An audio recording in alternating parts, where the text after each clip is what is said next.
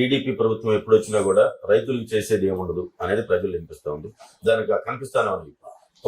పొగాకు శనగలు ఏ మార్కెట్ నిలకడగా లేదు. అందరూ రైతాంగం మొత్తం ఇబ్బంది పడతానే ఉన్నారు. మీరు కేంద్రంతో మాట్లాడుతున్నామని చెప్పి అంటానే ఉన్నారు, కానీ ఇప్పుడు ఆల్రెడీ మొదలై 8 రోజులు అవుతుంది. వాళ్ళు వైసీపీ వాళ్ళు ఏమంటున్నారంటే, గత వైసీపీ ప్రభుత్వం ఉన్నప్పుడు 360, 370 ఆ విధంగా పలికింది. ఇప్పుడు కనీసం 200 రూపాయల మద్దతు ధర కూడా ఇప్పించలేకపోతున్నారు రైతులకి అని అంటున్నారు. రేపు మీరు జనం దగ్గరికి వెళ్ళినప్పుడు వాళ్ళకి ఏం సమాధానం చెప్తారు? రైతుల దగ్గరికి వెళ్ళినప్పుడు రైతులను కూడా ఎప్పుడూ ఆదుకొని తెలుగుదేశం పార్టీ. ఒకసారి మన మామిడిదానికి కూడా పంటకు కూడా రాసి వస్తే 4 రూపాయలు ఆ జిల్లాలో అంతా కూడా ఇచ్చారు. అంతకుముందు కూడా మనము 10 రూపాయలు పెంచి ఆ రోజు ఉండే పరిస్థితుల్లో తెలుగుదేశం పార్టీయే చేసింది. అదేవిధంగా లాస్ట్ గవర్నమెంట్లో కూడా బర్లీ పొగాకు కూడా లేకపోతే దాన్ని కూడా కొనేసి క్రాప్ హాలిడే ఇవ్వండి నెక్స్ట్ ఇయర్ ఇలా పండించకాకండి అని చెప్పేసి 320 కోట్లు పెట్టేసి బర్లీ పొగాకు కూడా కొనటం జరిగింది. అదేవిధంగా దీన్ని కూడా పొగాకును కూడా 2 సార్లు ముఖ్యమంత్రి గారు ఆ కంపెనీలతో కూడా మాట్లాడారు. అదేవిధంగా బోర్డును కూడా పిలిపించారు, మమ్మల్ని పిలిపించారు. అసలు ఎక్కడ వస్తుంది ల్యాబ్స్? ఎందుకు ప్రతిసారి పొగాకు సీజన్ రాగానే ఏదో ఒకటి పొగాకు రైతులకు గిట్టుబాటు ధర లేదని, లేకపోతే ఈ కొంతమంది కలిసి దాన్ని రాజకీయం చేయటం, ఇవన్నీ ఎందుకు జరుగుతుంది అని చెప్పేసి కూడా ఆయన మొత్తం కూడా మాట్లాడారు. మాట్లాడిన తర్వాత వాళ్ళు ఇచ్చిన టార్గెట్ ప్రకారంగా వాళ్ళు 145 మిలియన్లు ఇస్తే దాన్ని ఇంకొక 90 మిలియన్లు ఎక్స్ట్రా పండించారు. ఫస్ట్ పాయింట్ అదొకటి. మేజర్ పంట దిగుబడి ఎక్కువైంది. దానికి తగ్గట్టుగా టార్గెట్ ఇచ్చిన కంపెనీల వాళ్ళు వాళ్ళకి ఇచ్చిన ప్రకారంగా వాళ్ళు కొనలేకపోతున్నారు. వాళ్ళు కొనకపోవటం ఏంటి అంటే, అది వరకు 18% జిఎస్టీ ఉండేది, ఇవాళ 40% చేశారు సిగరెట్. దానివల్ల అక్కడ వాళ్ళకి తగ్గిపోవటం, మిగతా దేశాల్లో కూడా పొగాకు పండించడం వల్ల అక్కడ రేటు తక్కువగా రావటం వల్ల ఈ సిగరెట్ కంపెనీల వాళ్ళంతా కూడా అక్కడ కొనటం, దానివల్ల కొనేదానికి ఎక్స్పోర్ట్ చేసేదానికి కూడా కొంచెం తక్కువ అవటం వల్ల వాళ్ళు తగ్గించుకోవటం వల్లే ఈ ప్రాబ్లమ్స్ అన్నీ వస్తూ ఉన్నాయి. దాన్ని కూడా ముఖ్యమంత్రి గారు మాట్లాడారు. నా ఫైనాన్స్ మినిస్టర్ గారు వస్తే కూడా ఆమెతో కూడా నర్సరాపేట వచ్చినప్పుడు కూడా మాట్లాడి ఎంపీ మన మంత్రుల్ని, అదేవిధంగా అచ్చెన్నాయుడు గారిని, ఎంపీలని అందరినీ పోయేసి నిన్న అక్కడ కూడా ఢిల్లీలో కూడా కలిశారు.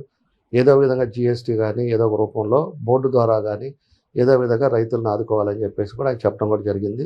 ఆయన రెండోసారి కూర్చున్నప్పుడు కూడా కంపెనీలలో కూడా సీరియస్గా కూడా చెప్పడం జరిగింది.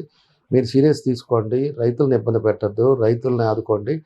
మీరు బాగా వచ్చినప్పుడు తీసుకోవటం మీకు వ్యాపారాలు జరిగేటప్పుడు కాదు, క్రైసిస్ ఉండేటప్పుడే మీరు కూడా తలా చేయాలి అని ఆయన కూడా వాళ్ళందరూ కూడా చెప్పడం జరిగింది. కాబట్టి ఇలాంటివన్నీ ఉన్నాయి. ఒక పక్క మైసూరులో కూడా ఏ రోజు కూడా ప్రభుత్వం 10 రూపాయలు ఇచ్చుకొని పాపానుభవాలు, మన దగ్గరికి వచ్చేటప్పుడే ఇవన్నీ కూడా కొంచెం జరుగుతూ ఉన్నాయి. దాన్ని ముఖ్యమంత్రి గారు పోయి నిన్న కూడా మాట్లాడేసి వచ్చారు. వాళ్ళు దాన్ని ఏదో ఒక నిర్ణయం తీసుకుంటారు. పొగాకు బోర్డు ద్వారా చేయటమా లేకపోతే ఏం చేయాలనేది కూడా ప్రజలను ఖచ్చితంగా ఆదుకునేది. ఎప్పుడు కూడా తెలుగుదేశం పార్టీ ఉన్నా, ఈరోజు ఎన్డీఏ కూటమి ఉన్నా కూడా రైతుల పక్షానే నిలబడింది. రైతుల పక్షానే ఈరోజు కార్యక్రమాలన్నీ జరిగింది తప్పితే ఏ రోజు కూడా రైతులకు అన్యాయం చేసి రైతులకి గిట్టుబాటు ధర లేకుండా ఏ రోజు కూడా చేయలేదు. మన నాయకుడు చంద్రబాబు నాయుడు గారు కూడా ఎప్పుడు కూడా రైతుల్ని ఏదైనా సమస్య వస్తే కూడా ఇమీడియట్గా దాన్ని చూసే అతను మన చంద్రబాబు నాయుడు. ఇది పాత చరిత్ర కూడా తీసుకుంటే మీకు అందరికి కూడా తెలుస్తుంది. కాబట్టి ఇవన్నీ కూడా గమనించుకొని దాని తగ్గట్టుగా ఉండే క్రైసిస్లో మన దగ్గర డబ్బులు ఉంటే ఆయన ఎప్పుడో డెసిషన్ తీసేసుకునేవాడు. ఉండే పథకాలకు ఇస్తూ ఉన్నాం, ఉండే అన్నీ కూడా మనం ప్రామిస్ చేసినవన్నీ ఇస్తున్నాం. 1వ తారీఖు ఆదివారం వస్తే మనం ముందుగానే 31 పెన్షన్లు ఇస్తున్నాం. ఈరోజు అనేక రకాలుగా కూడా ఖర్చు పెడుతున్నాం. ఇప్పుడు తల్లికి వందనం అయిపోతున్నాం. 10,000 కోట్లు రేపు ఎల్లుండి పెడుతున్నారు. ఈరోజు కాదు, ఎల్లుండికి పోస్ట్ పోన్ చేశారు. ఎల్లుండి నుంచి అఫీషియల్గా ఎల్లుండి లాంచ్ చేస్తారు.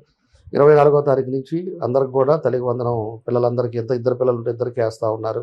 అంతకుముందు అన్నదాన సుఖీ బాబా కూడా సెంట్రల్ గవర్నమెంట్ ఇచ్చేదానికి 4,000 అయితే మనం 7,000 వేసి మనం 12,000 దగ్గర వాళ్ళకు కూడా ఇస్తాము, 20,000 ఇచ్చాం. ఈరోజు దాన్ని ఏది చేసినా కూడా గ్యాస్లు ఇస్తూ ఉన్నాం. అన్నీ కూడా ఒక పద్ధతి ప్రకారంగా ఏదైతే ప్రామిస్ చేసామో ఎన్ని ఇబ్బందులు ఉన్నా కూడా ఒక పక్క వాళ్ళు చేసిన అప్పులకు వడ్డీలు కడుతూ ఉన్నారు. ఇవన్నీ కూడా చేసే విధానాన్ని కూడా అందరూ కూడా గమనించుకోవాలి. ఒకసారిగా వచ్చి పడ్డప్పుడు దాన్ని ఏం చేయాలనేది కూడా ఒక ఆలోచనతోటి సెంట్రల్ గవర్నమెంట్ సపోర్ట్ తోటి ఏదో ఒకటి చేయాలని మాత్రం ఇంటెన్షన్తో ఉన్నారు. తప్పకుండా కూడా రైతులను ఆదుకుంటారని చెప్పి కూడా నేను తెలియజేస్తా ఉన్నాను. ఆరోగ్యమే మహాభాగ్యం అంటారు, కానీ ఆరోగ్యాన్ని నమ్మకంగా కాపాడే స్థానం ఎక్కడ? ఇది ఒంగోలులో మీకు దగ్గరగా మన Venkataramana nursing home private limited. Caring your life 54 ఏళ్ల విశ్వాసంతో ఇది ఒక హాస్పిటల్ కాదు, ఇది ఒక విశ్వాసం. 3 తరాలుగా వేలాది కుటుంబాలను ఆరోగ్యంగా నిలిపిన ఆదరణ.